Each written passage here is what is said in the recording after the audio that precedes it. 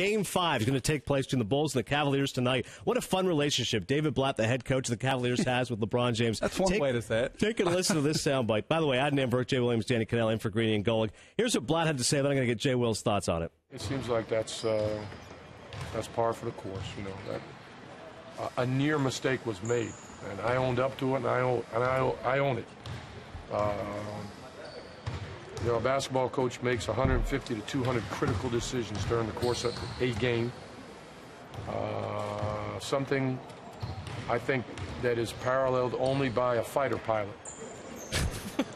And if you do it for 20-something years, you're going to blow one or two. And I blew one. Fortunately, it didn't cost us. Please, let's never compare calling a timeout to what a fighter pilot does.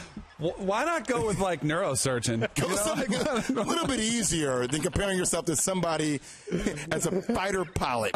One of the dumbest analogies I've ever heard. But look, let's be honest. I mean, he made a huge mistake. It wasn't a near mistake. It was a mistake. He called a timeout after Derrick Rose made that layup when they had no more timeouts left. They used two just to inbound the ball.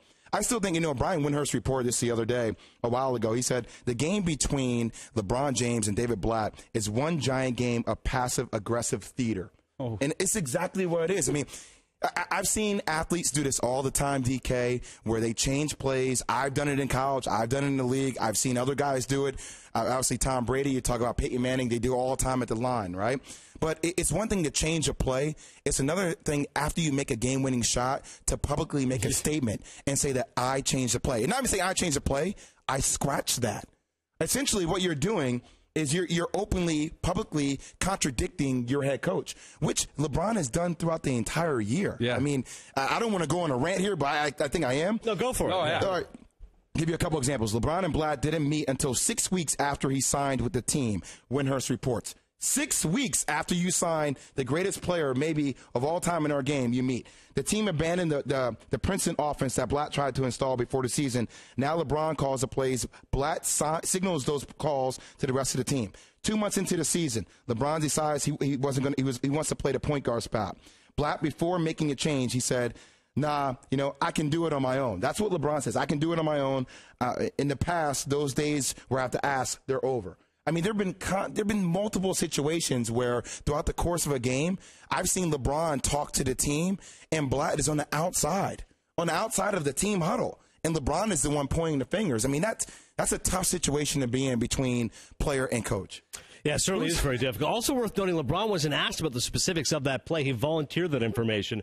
Just quickly want to also mention the Warriors over the Grizzlies, 101-84 series, now tied at 2. The Hawks over the Wizards, 106-101. Jeff Teague, 26 points, 8 assists. That series now tied at 2. SportsCenter brought to you by Johnsonville. This summer, Johnsonville reminds everyone to get their sausage family together to enjoy some plump, juicy brats around the grill. Because at Johnsonville, we don't make sausage, we make family and sausage. Go ahead, Dan. Is anybody happier than David Blatt that this Tom Brady news came out? Oh, my goodness. Because he was just about to start getting roasted for the fighter pilot comments.